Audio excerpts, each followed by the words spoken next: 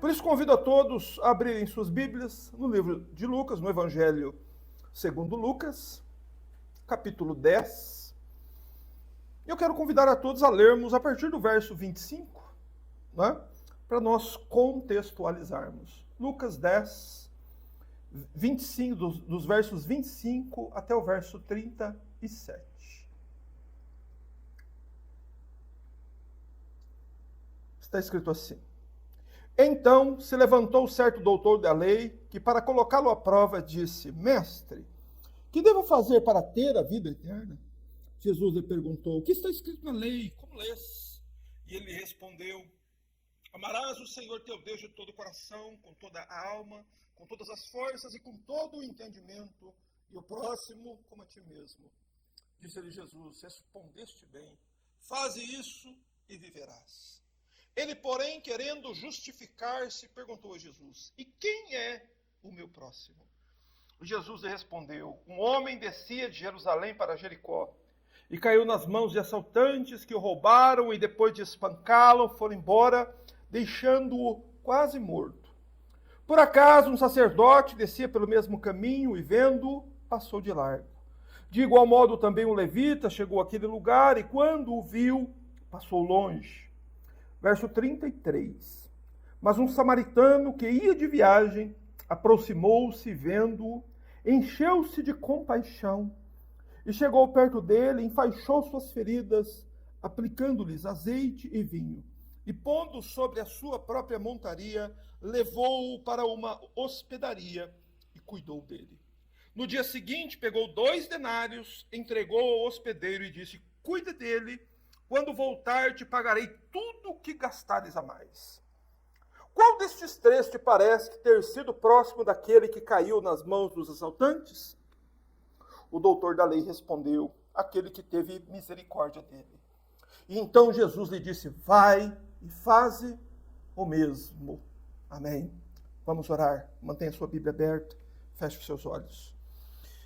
Santo Deus, nos colocamos, Senhor, diante da tua palavra e invocamos o teu nome, porque tu és o nosso Deus e não há outro Deus verdadeiro. Tu és, Senhor, o único que és de eternidade a eternidade. Tu és Deus que ouve, Deus que vê, Deus que abençoa. Tu és Deus fiel, justo e todo-poderoso. E nós te louvamos, Senhor, por teus justos juízos e por toda a tua bondade manifesta aos filhos dos homens. Ó Senhor, nós rogamos que por tua graça o Senhor nos abençoe nesta tarde, para que, ó Deus, com teu Espírito Santo, o Senhor ilumine o nosso coração, o Senhor nos ajude, o Senhor possa nos fazer compreender com maior profundidade a questão do amor cristão, do amor a Deus, do amor ao próximo. Ó Senhor Deus, opera esta obra maravilhosa em cada um de nós, nos ajude a mergulhar em tua palavra e fazer, Senhor, da tua palavra aquilo que nós de fato praticamos. Concede-nos a tua graça, Senhor. Perdoa os nossos pecados. Senhor, afasta de nós nossas culpas e aceita-nos junto de ti. Oramos e pedimos teu auxílio em nome de Jesus. Amém. Louvado seja o Senhor. Meus amados irmãos, nós queremos cantar, antes de fazermos a exposição do texto, o Salmo 146. Nós vamos cantar este salmo, vamos louvar a Deus com este hino. Salmo 146.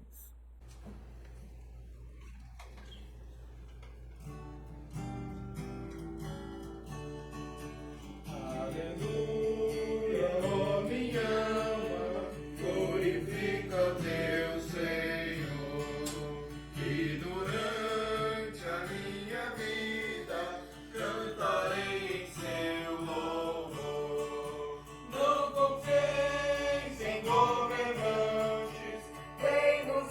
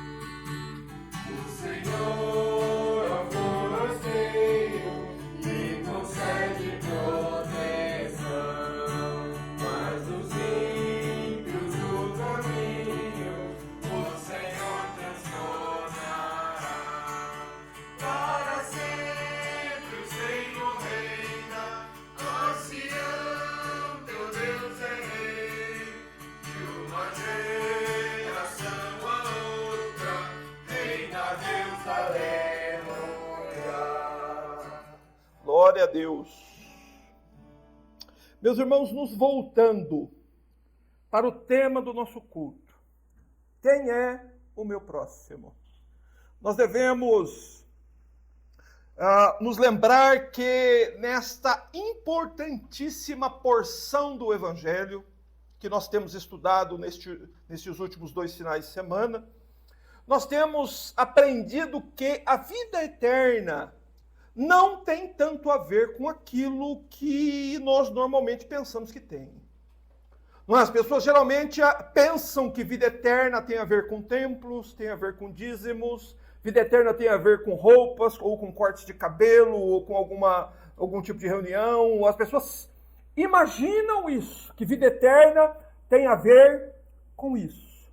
Isso é o que as pessoas pensam e é o que predomina hoje entre os evangélicos. Entretanto, quando lemos as páginas do Evangelho, quando nós procuramos conhecer o ensinamento do Senhor Jesus, nós percebemos que o centro do Evangelho não é outra coisa senão amar. Amar é o centro do Evangelho.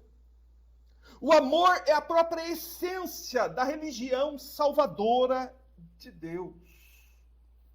E é nestes versículos que nós encontramos um resumo, uma síntese de tudo o que Deus espera de nós.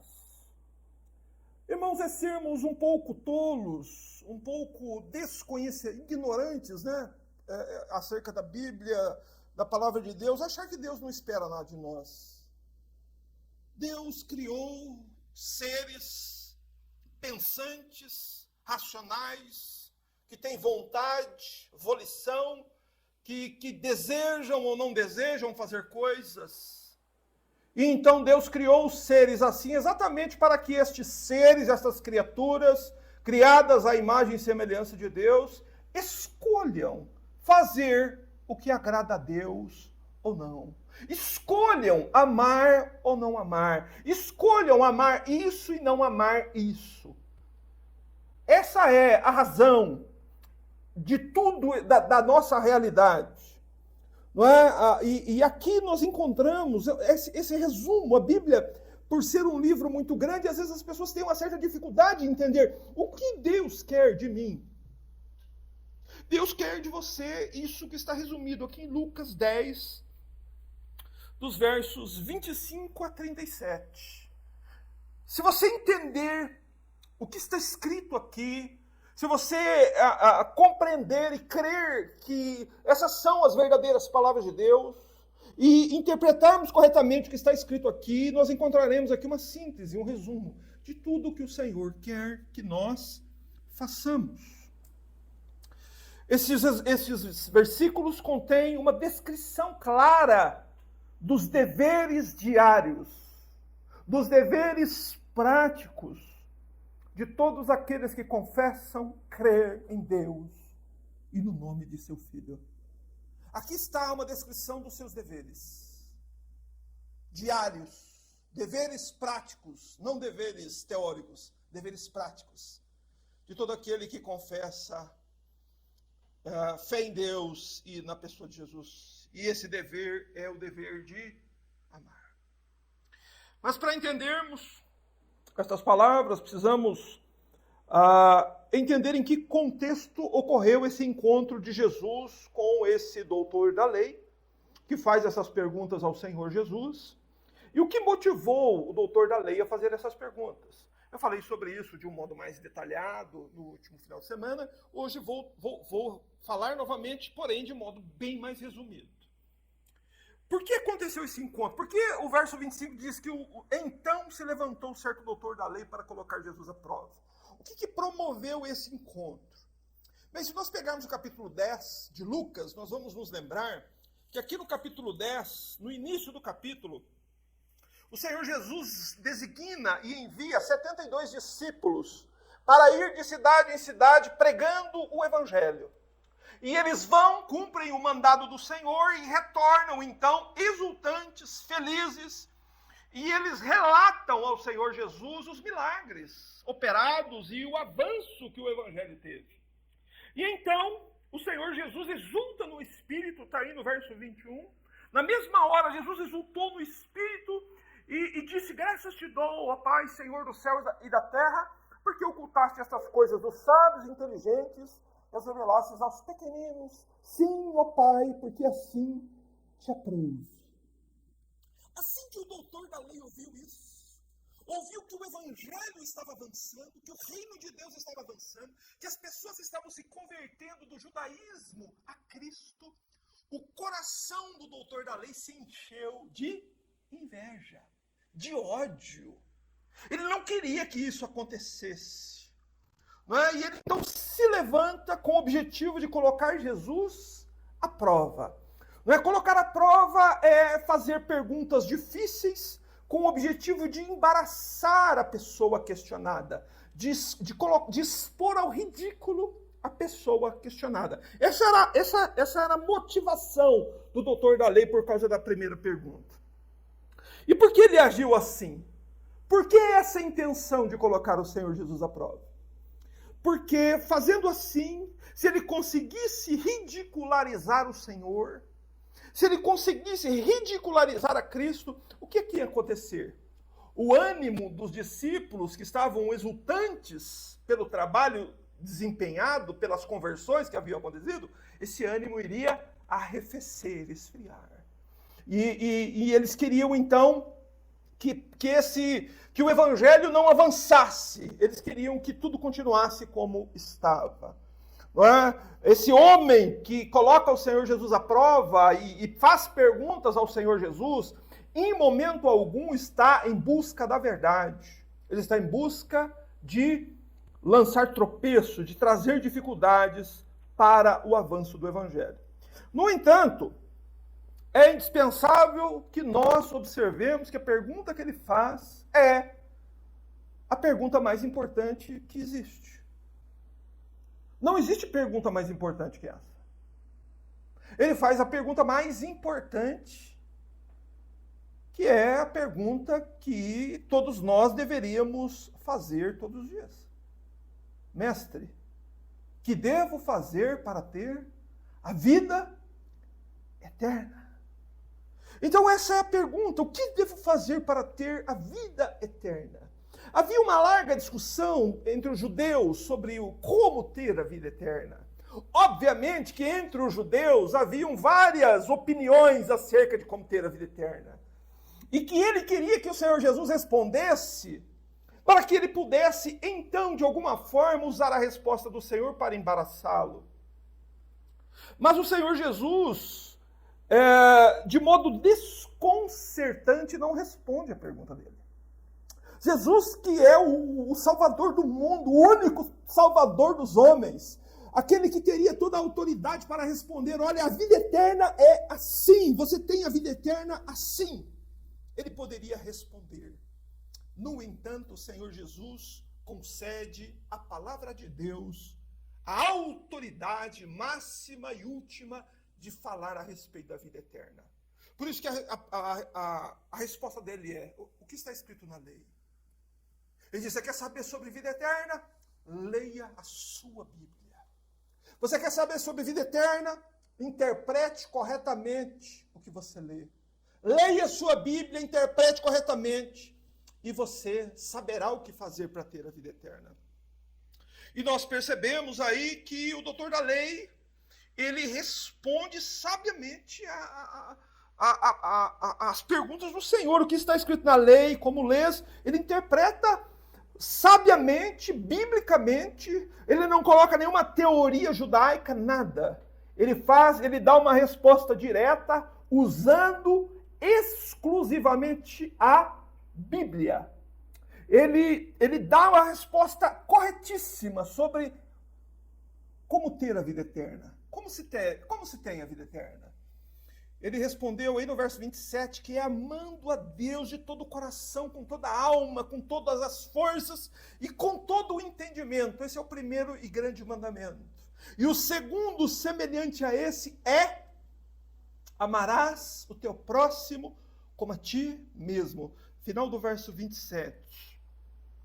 Então percebam uma coisa muito importante sobre vida eterna, querido. não vá além daquilo que a Bíblia diz. Você quer saber sobre vida eterna? A Bíblia é a autoridade máxima sobre vida eterna. Né? E para ter a vida eterna, está aqui a síntese, o resumo, a resposta. Ame a Deus de todo o teu coração, com toda a tua alma, com todas as tuas forças, com todo o teu entendimento. Na Bíblia, o amor tem a ver com entendimento. Ninguém pode amar o que não entende. Para que o homem ame a Deus, ele precisa compreender a Deus, entender a pessoa de Deus. E para que ele entenda a pessoa de Deus, ele precisa da Bíblia. Mas o segundo mandamento, tão importante quanto o primeiro, é amar também o próximo, como a si mesmo. Veja que este resumo é o resumo da verdadeira religião salvadora de Deus no Antigo e no Novo Testamento. No Antigo Testamento, a salvação era assim. No Novo Testamento, a salvação é assim. Não é? Só que, como foi colocado pelo Senhor Jesus aqui no verso 28, não é? Na resposta que ele dá, faça isso e viverás, nós notamos que amar a Deus e ao próximo sai da esfera do pensamento e entra na esfera da vida pessoal e da atitude cotidiana. Que amar a Deus é algo diário, contínuo, constante e verdadeiro. É um amor latente, presente no coração do crente. E que este amor, ele é resultado de entender o que a Bíblia diz. Por isso o amor é o resultado daquilo que nós entendemos. Ok? Mas depois, já indo para a segunda parte do nosso... no que na verdade diz respeito ao nosso assunto de hoje, nós vemos no verso 29 que o doutor da lei, depois de receber, não é, essa resposta do Senhor Jesus, faça isso e viverás, o doutor da lei faz uma nova pergunta, está no verso 29. Diz assim: e ele, porém, querendo justificar-se, perguntou a Jesus: e quem é o meu próximo? Nessa segunda pergunta que o doutor da lei faz, que é também muito importante de nós entendermos, que esse homem só faz pergunta importante, só que nós vamos notar duas coisas nele. Ele faz pergunta importante, mas a motivação é sempre ruim. A motivação por trás é sempre maligna, sempre ruim. O objetivo dele fazer a primeira pergunta para Jesus qual era? Era de colocar Jesus à prova. Só que a pergunta foi importante. Agora, ele faz uma segunda pergunta e mostra-se novamente um outro desvio moral dele. Por que ele faz essa segunda pergunta? O objetivo dele é justificar-se a si mesmo. O que significa isso? Significa que ele faz uma pergunta aguardando a resposta do Senhor para que ele então pudesse dizer o quão santo e piedoso ele era. Ele faz essa segunda pergunta: quem é o meu próximo? Para que ele pudesse então, depois de ouvir a resposta do Senhor, dizer a todos quão gentil, quão caridoso, quão cuidadoso com os pobres e sofredores do seu povo ele era. Essa era a intenção dele. E isso tem um nome na Bíblia: justiça própria. Esse homem, ele tinha um coração cheio de justiça própria. O que é justiça própria? Justiça própria é eu me considerar tão bom que as minhas próprias obras me justificam diante de Deus. Essa era a ideia. Ele queria justificar-se a si mesmo. Meus irmãos, esse é um perigo que nós devemos sempre fugir. Mas eu quero chamar a sua atenção à pergunta que ele faz. A motivação era a pior possível, mas a pergunta era importante. Quem é o meu próximo? Não é? Quem é o meu próximo? Não é? A pergunta dele, por ele perguntar quem é o meu próximo, a pergunta sugere que na mente dele havia alguém que ele não tinha obrigação de amar. Que havia algum limite, alguma barreira, que havia alguma fronteira com relação a quem ele deveria amar. E de fato, Na antiga aliança, no Antigo Testamento, o amor se limitava apenas às pessoas pertencentes ao mesmo povo. Por exemplo, um judeu deveria amar somente quem era judeu. E os outros? Ele deveria odiar. Não é? Onde a Bíblia diz isso? Onde nós encontramos na Bíblia uma passagem que nos ensina isso? Bom, quem disse isso foi o próprio Senhor Jesus. Em Mateus capítulo 5, verso 43, no Sermão do Monte, quando o Senhor Jesus fala sobre o Antigo Testamento, dizendo assim: ouviste o que foi dito? Ouviste o que foi dito no Antigo Testamento, nos tempos de Moisés? O que foi dito nos tempos de Moisés? Escuta aqui, presta atenção. Amarás o teu próximo e odiarás o teu inimigo. Isso está em Mateus 5, 43. E o doutor da lei, então, ele pergunta quem é o meu próximo exatamente porque ele tinha isso em mente. Na antiga aliança, eles deviam amar os judeus e odiar todos os demais povos. Não é? Havia como se fosse uma barreira, um muro que separava racialmente e religiosamente os judeus de todos os outros povos. Por isso que o doutor da lei pergunta: quem é o meu próximo? Porque, por certo, ele era um homem muito zeloso e cuidadoso e amoroso com as pessoas do seu próprio povo. Mas ele odiava as pessoas de outros povos. E o Senhor Jesus, então, em resposta à pergunta do doutor da lei, Jesus redefine o dever de amar.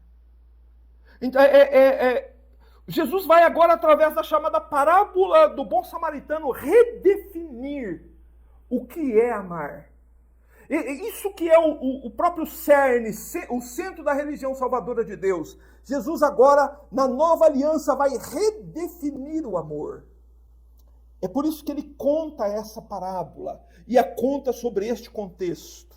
No verso 29, o doutor da lei pergunta: quem é o meu próximo? E Jesus, em resposta a isso, Jesus conta a parábola do samaritano. Vamos ler os versos que dizem respeito à parábola. Está aí dos versos 30 a 35. Diz assim: e Jesus lhe respondeu, né? Quem é o meu próximo? Foi a pergunta.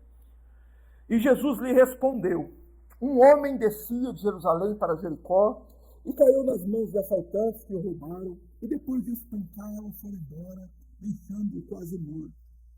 Por acaso, um sacerdote descia para o mesmo caminho e vendo-o passou longe. De igual modo, também o levita chegou àquele lugar e quando o viu, passou longe. Mas um samaritano que ia de viagem aproximou-se e vendo-o, encheu-se de compaixão. E chegou perto dele, enfaixou suas feridas, aplicando-lhes azeite e vinho, e pondo-o sobre sua própria montaria, levou-o para uma hospedaria e cuidou dele. E no dia seguinte, pegou 2 denários, entregou-os ao hospedeiro e disse: cuida dele, quando eu voltar te pagarei tudo o que gastares a mais. Veja, todos esses 6 versículos contados pelo Senhor a respeito de um judeu que saiu de Jerusalém e ia sentido a Jericó, e que durante esse trajeto ele foi assaltado, espancado e abandonado no meio da estrada. E era conhecido na época que a estrada de Jerusalém para Jericó era perigosa, tanto que as pessoas, para fazerem o trajeto de Jerusalém a Jericó, faziam sempre em grupos. Mas nós vemos que na parábola que Jesus conta, foi como se esse homem judeu que saiu de Jerusalém para ir para Jericó, ele tivesse agido com imprudência. Ele tivesse sido imprudente no que ele faz, porque sair de Jerusalém e ir para Jericó sozinho era a certeza de ser assaltado, espancado ou até morto. Não é? Mas em seguida, o Senhor Jesus diz que descia pelo mesmo caminho um sacerdote e um levita, que viram o judeu caído à beira do caminho, machucado, ferido, e eles, o sacerdote e o levita, lhe negaram ajuda. não é? Esses dois homens, eles eram religiosos, eles estavam vindo do culto em Jerusalém. Então, preste atenção, eles imaginavam que já haviam prestado culto a Deus lá no templo, então eles já estavam tudo certo entre eles e Deus, eles já tinham cultuado a Deus, já tinham adorado ao Senhor, então eles estavam voltando para suas casas e eles pensavam que aquilo que estava acontecendo na estrada de Jericó não tinha nada a ver com o culto. Mas o que o Senhor nos mostra aqui é que ambos, o sacerdote e nem o levita, se mostraram dispostos a ajudar alguém da própria nação. Era um judeu caído à beira do caminho, um sacerdote e um levita, judeus também, não se dispuseram a ajudá-lo. Na verdade, o que o Senhor nos mostra é com a expressão dupla aí, dizendo que os dois passaram de largo, passaram longe, né? Se distanciaram do necessitado. Mas o Senhor, então, choca o doutor da lei e todos que estavam ouvindo aqui a parábola, ao dizer que um samaritano, não é? Um samaritano era considerado uma pessoa de outra raça. E embora Samaria fosse dentro de Israel, os judeus de sangue puro, os judeus que não haviam se contaminado com povos de outras raças, e o judeu ele preza muito por isso, o judeu de sangue puro, vamos chamar assim, considerava o samaritano um inimigo, alguém desprezível. Para vocês terem a noção do quanto um judeu odiava um samaritano, se um judeu comesse um pão feito por um samaritano, era aquele pão que o samaritano fazia era considerado para o judeu como carne de porco. Se uma mulher samaritana entrasse numa aldeia judaica, a aldeia inteira era considerada imunda, impura.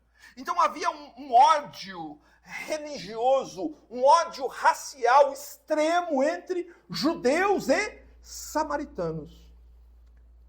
Mas então nosso Senhor coloca aqui na parábola que um samaritano que vinha de viagem, ele viu o homem caído à beira do caminho, se aproximou, e diz o texto aí no verso 33, que ele se encheu de compaixão.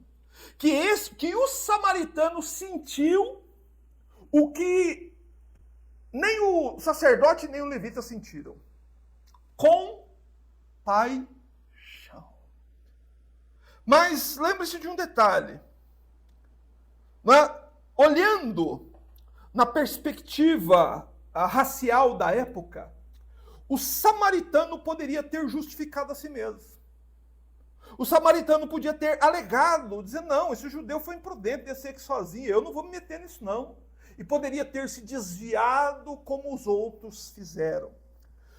Mas, ao contrário, ao invés de se justificar, o que ele faz?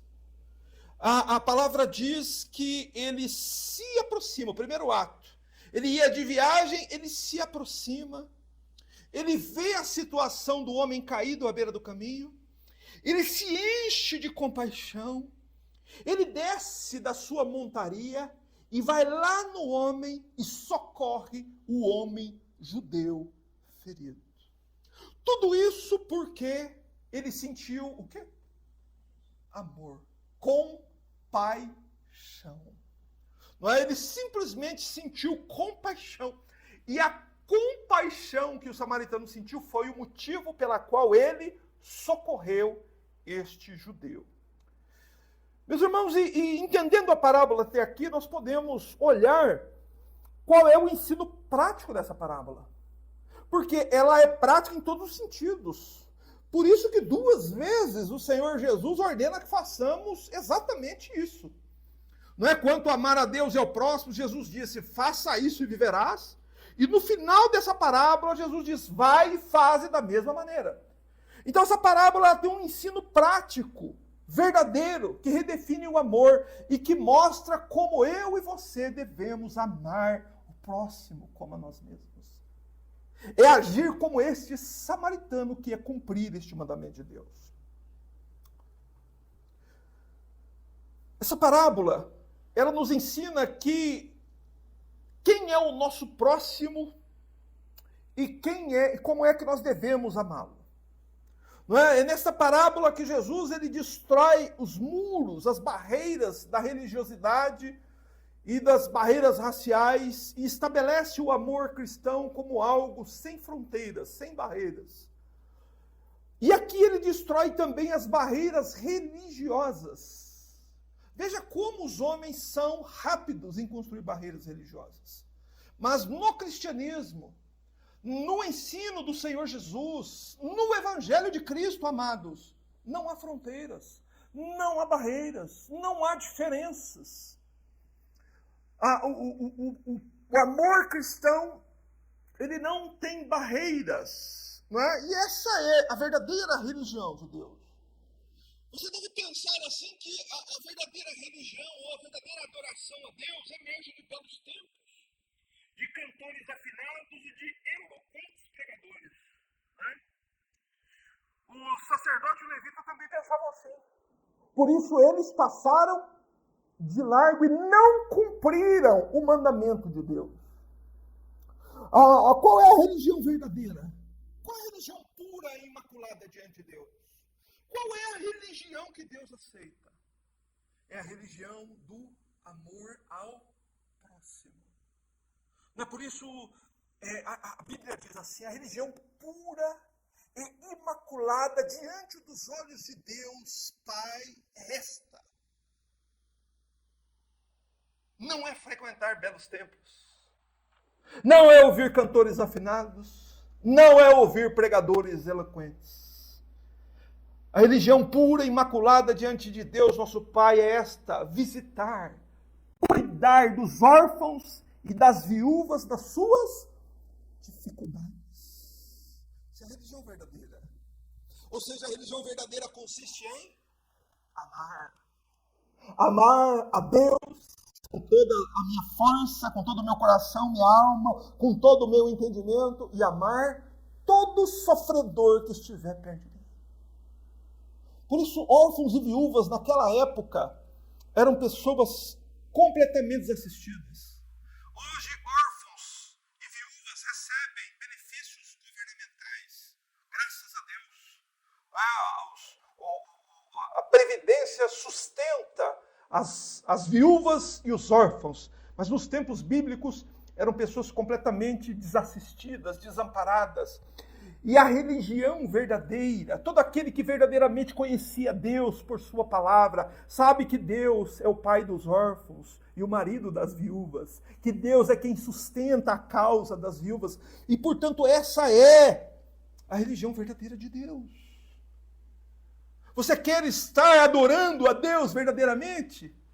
Pega a casa da pessoa mais sofredora que você conhece e vai fazer uma visita para ela. Esse é o culto de adoração que agrada ao coração de Deus.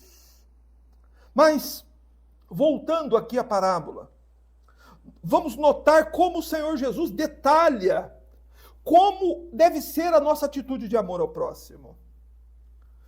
No verso 33, quando o samaritano é mencionado na parábola, o Senhor diz assim que esse samaritano, ele vinha de onde?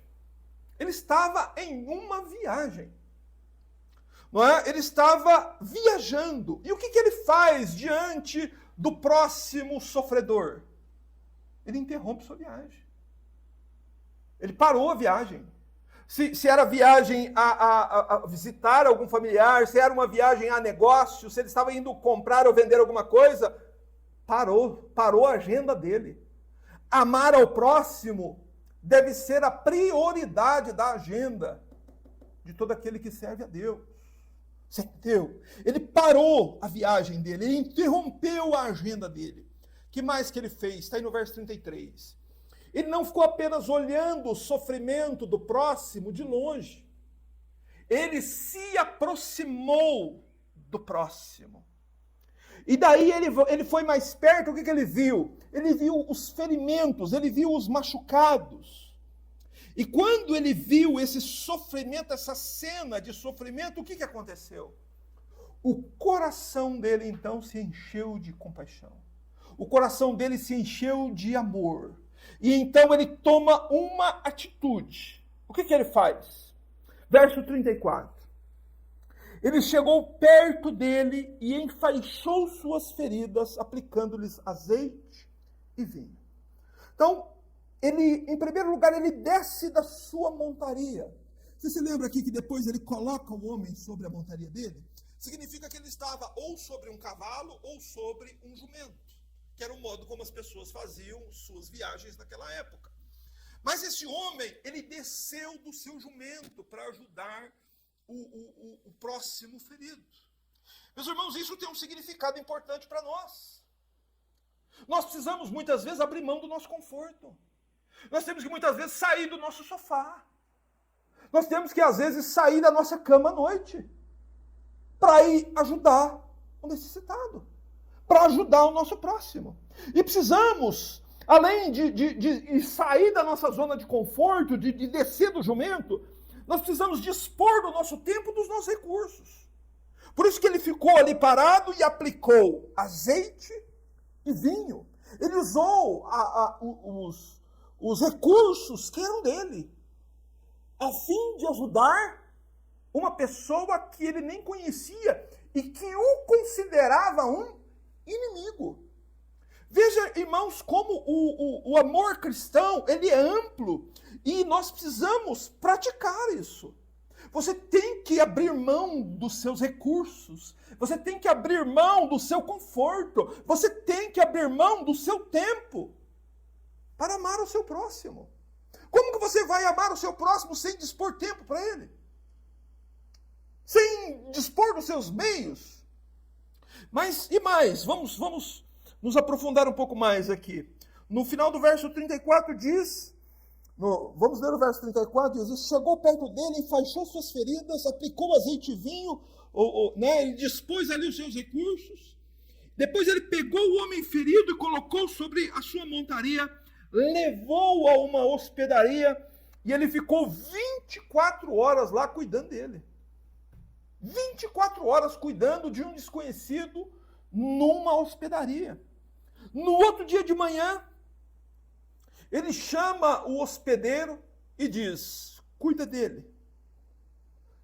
Tudo que for gasto com relação a ele, tudo que demais gastares, eu vou pagar quando eu voltar. Ele estava disposto a pagar e ele estava disposto a voltar lá para ver a situação daquela pessoa. Veja, irmãos, aqui está a definição do amor cristão. O que a Bíblia quer dizer com amar ao próximo? Amar ao próximo é isso aqui. Amar ao próximo não se limita simplesmente a dar um biscoitinho para alguém no sinal.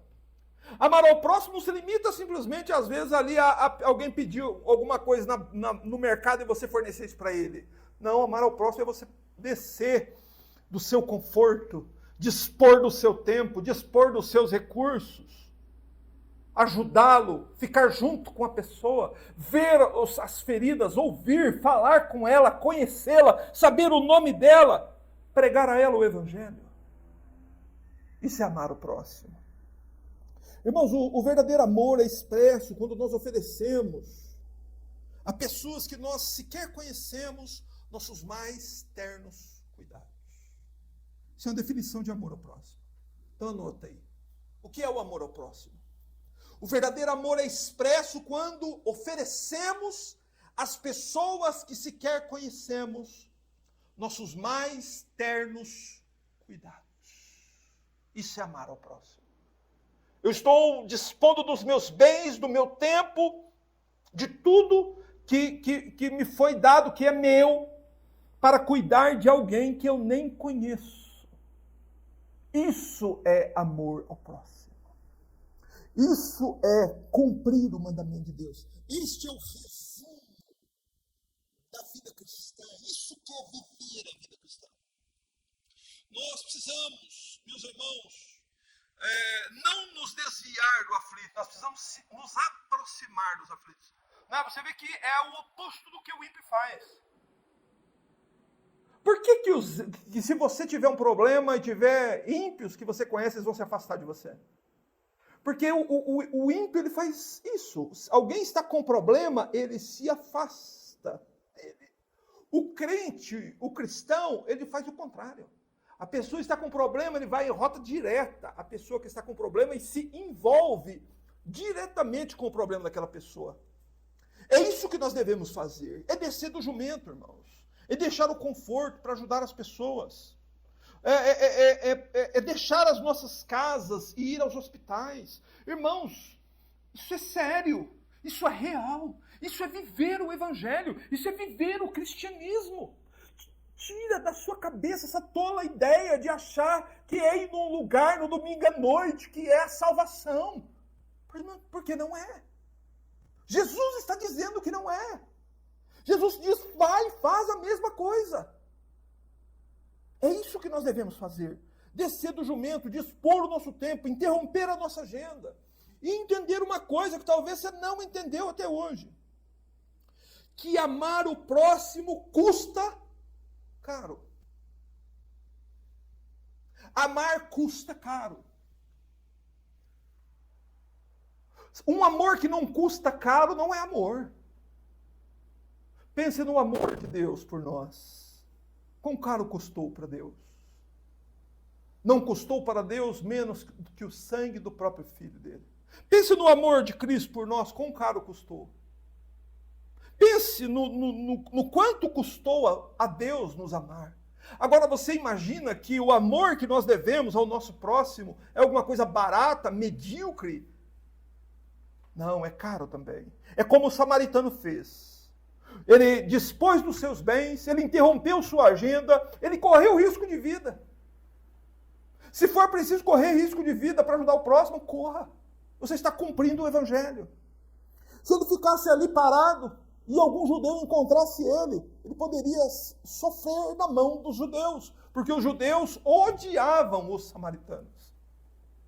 É preciso amar e saber que esse amor custa caro. É preciso colocar o necessitado no seu lugar. É preciso aprender a fazer isso. Ele desceu do jumento e colocou o sofredor no jumento. A gente precisa aprender a se colocar no lugar do outro. A gente precisa aprender a sofrer as dores do outro. Não é? É preciso aprender a pagar a estalagem. É preciso se dispor a voltar. É preciso se dispor a aprender a se comprometer a continuar cuidando da pessoa. Esse é um amor cristão. Isso que é evangelho, querido. Isso é o evangelho. Isso é viver conforme a vontade de Deus e de Cristo. Isso é viver pela fé. Isso é prova que seu coração é convertido. Se para você, se para alguém, por acaso, essas palavras não fazem sentido, só há uma resposta. Seu coração nunca foi tocado pela graça de Deus. Meus irmãos, às vezes nós pensamos que prestar alguma ajuda imediata a alguém já é suficiente. No entanto, o Senhor Jesus, nesta parábola, nos ensina que não. Que é preciso fazer como ele, é preciso acompanhar o aflito. Leia aí comigo o verso 35, por favor. Você precisa acompanhar o aflito até o final da aflição dele. No dia seguinte, pegou 2 denários, entregou ao hospedeiro e disse, cuida dele. Quando voltar, te pagarei tudo o que gastares a mais. Você está disposto a colocar a tua mão no bolso por alguém que você não conhece? Só está quem verdadeiramente tem nele o amor de Deus. Não é porque tem gente que converte tudo, né? Converte, só não converte o bolso. No bolso dele ninguém mexe. Você está disposto a pagar caro para ajudar quem você não conhece? Se você está disposto, é porque verdadeiramente, como a Escritura nos diz, o Espírito de Deus derramou no seu coração o amor de Deus. Porque esse amor sacrificial que é o amor cristão. Mas enfim, né? Vamos caminhar para o fim. Quando nosso Senhor conclui a parábola no verso 35, o Senhor Jesus então faz uma pergunta ao doutor da lei. É a última pergunta dessa passagem. Jesus faz a seguinte pergunta ao doutor da lei, está aí no verso 36. Por favor, nos acompanhe. Jesus pergunta a ele: qual destes três te parece ter sido próximo do que caiu na mão dos assaltantes? Qual desses três, o sacerdote, o levita ou o samaritano, foi o próximo daquele que caiu na mão dos assaltantes? Qual dos três? Qual a resposta? É óbvio que foi o samaritano, lógico. Não é? Só que o Senhor faz a pergunta com qual razão? Uma pergunta tão óbvia, né? Qualquer pessoa poderia responder aqui, que foi o samaritano, a pessoa, o próximo daquele que caiu nas mãos dos salteadores. O Senhor faz essa pergunta para que nós olhássemos mais uma vez para dentro do coração do doutor da lei e víssemos o que havia lá. Vamos ver a resposta do doutor da lei.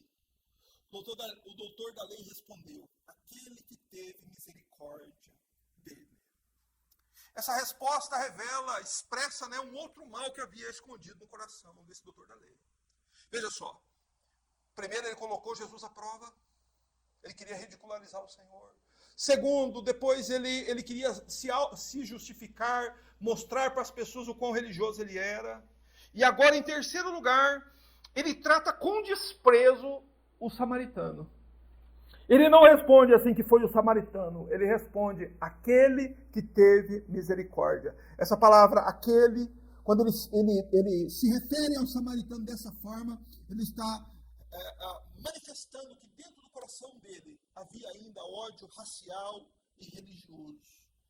Havia no coração deste doutor da lei, ao invés de amor, havia ódio. Ao invés de um amor amplo e geral, sem fronteiras, o amor que havia no coração dele era um coração com fronteiras. Né? O amor dele estava limitado somente às pessoas da sua própria nacionalidade. Então, nós devemos entender isso. Você pode ser uma pessoa como ele, ou eu posso ser uma pessoa como ele, como o doutor da lei. Eu sei que a vida eterna consiste em amar a Deus. De todo o coração, com toda a minha alma, com todas as forças, com todo o meu entendimento. Eu sei que amar a Deus e o próximo como a si mesmo é um resumo de toda a lei dos profetas, é um resumo de como é ter a vida eterna. Eu posso saber isso, ter certeza disso. Só que eu posso ter esse conhecimento na mente e não ter amor no coração. Você entendeu? É preciso ter o conhecimento certo com a vivência certa. Eu preciso saber que eu devo amar o meu próximo e no coração estar cheio de compaixão pelo meu próximo. Se houver descompasso entre o que você sabe e o que você faz, é porque você não é um convertido.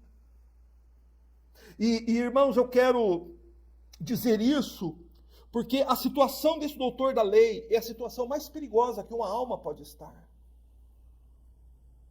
É o coração de um homem grandemente religioso, que conhece a Bíblia de cor, que sabe as respostas certas sobre a vida eterna. Porém, o coração é cheio de ódio, rancor e desprezo pelos outros. Isso revela que esta pessoa não está salva. Trazendo para o nosso contexto de hoje. Você não conhece um monte de crente assim? Que ele ama só quem faz parte da denominação dele. Ele cumprimenta só quem faz parte da denominação dele. Ele zomba de quem não concorda com a teologia da igreja dele. Você já viu isso? São pessoas como esse doutor da lei. Se afaste deles. Essas pessoas falam da verdade, perguntam da verdade, mas não querem viver a verdade. Veja quanto ensino tem nisso, nessa passagem. Então, qual é o modo correto de me relacionar com essas palavras de Cristo? Leia aí o final do verso 37.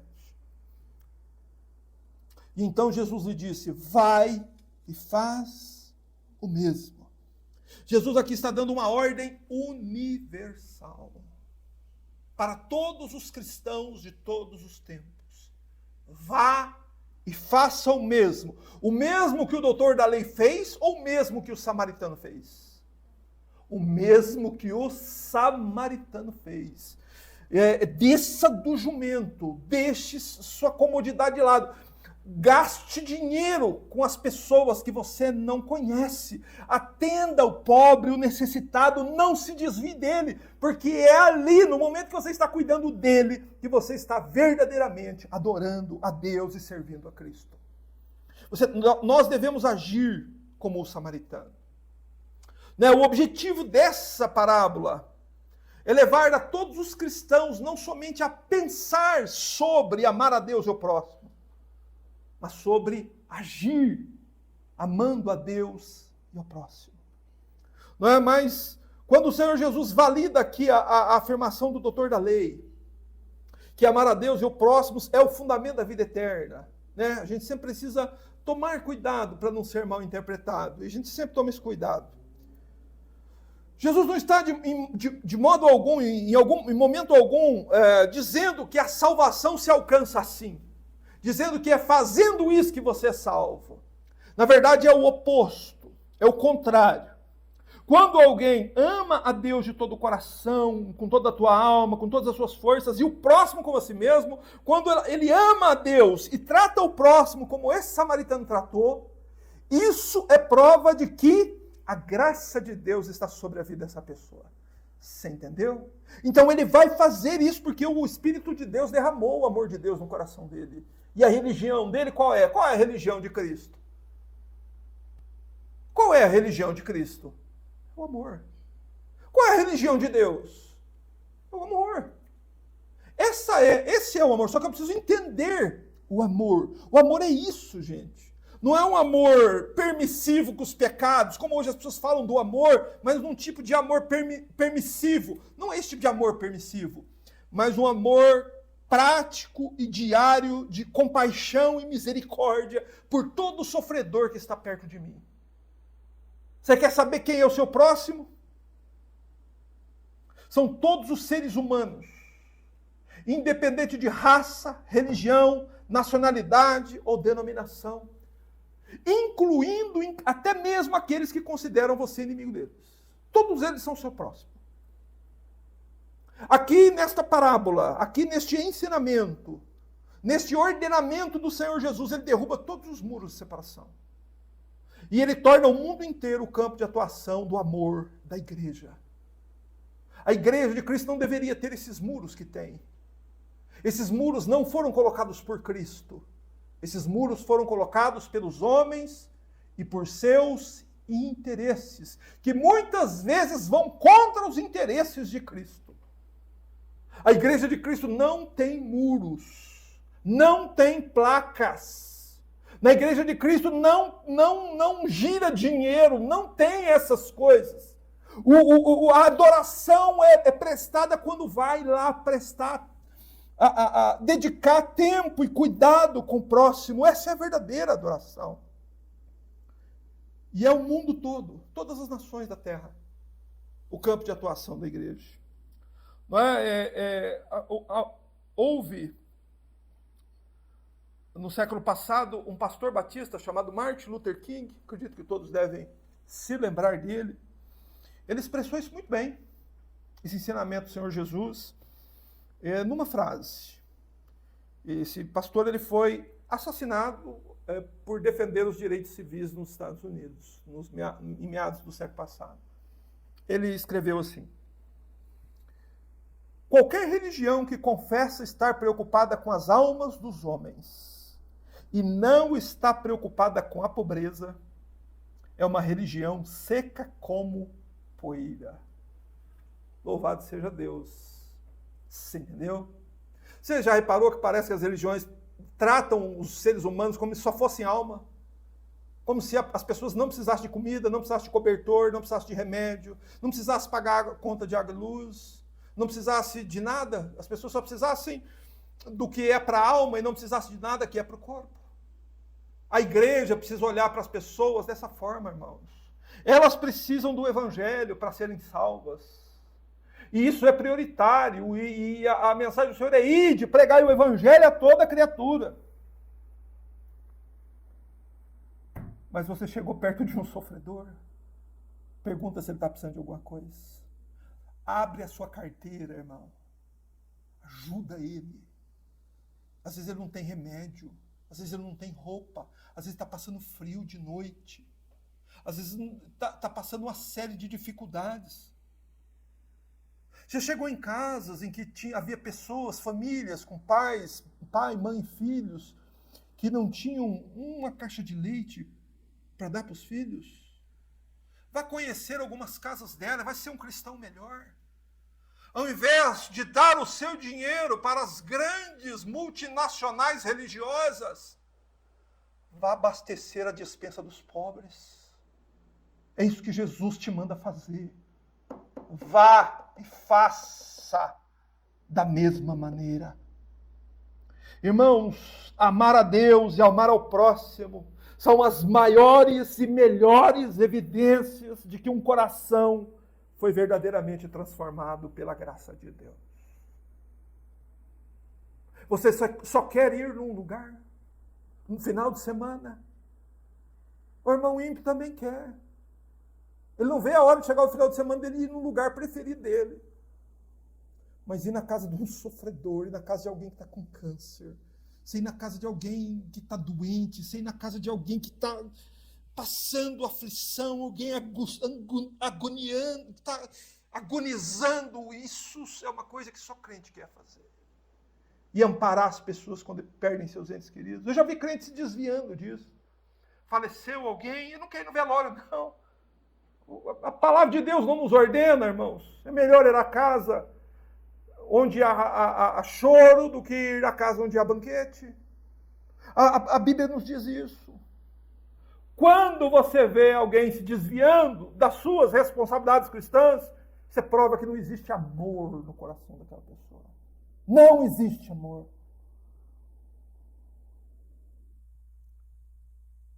Certa vez, nós estávamos fazendo uma coleta para ajudar uma pessoa.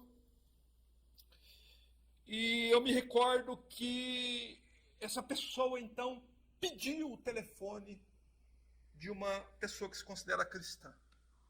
E essa pessoa se recusou a dar o telefone dela.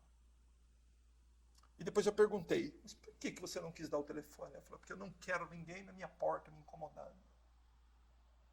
Irmãos, isso dói lá no fundo da alma. Hein? Às vezes a pessoa não tem para quem recorrer. Né? Nós temos, né, graças a Deus, todos aqui têm família e famílias com condições. Né? Se precisar, tem onde correr, tem no momento. Mas tem gente que não tem. Tem gente que não tem a quem recorrer. Por isso, coloque você na posição, na condição de alguém a quem ela possa recorrer. Seja um cristão. Se compadeça dos miseráveis. Porque foi exatamente isso que Deus fez por você, pecador. Foi isso que Deus fez por mim. Deus se compadeceu. Deus me viu e se encheu de compaixão por mim. Agora é meu dever amar o meu Deus e amar ao próximo como a mim mesmo. Feche os seus olhos. É, por certo, esse tema um tema em que muitos de nós estão em falta. Que muitos de nós nunca gastaram R$1 para ajudar um necessitado. Mas que você possa se acertar com Deus, pedir perdão dos seus pecados. E que a partir de hoje você seja mais um samaritano, que interrompe a viagem e dispõe do que tem para ajudar quem não conhece. Ó nosso bendito Mestre, graças te damos por tua palavra, Senhor, que desperta os nossos corações. Por tua palavra, ó Jesus, que nos abençoa, que nos corrige, e de quando estamos muito acomodados sobre os nossos jumentos, nos ordena que desçamos. Ó Senhor, nosso Deus, nos abençoe para que vivamos conforme tua palavra, fazendo o que o Senhor ordenou que façamos, até o dia que o Senhor voltar. Até o dia que nós nos encontrarmos com o Senhor, que nós possamos fazer como o Senhor nos ordenou, para a glória do teu nome. Amém.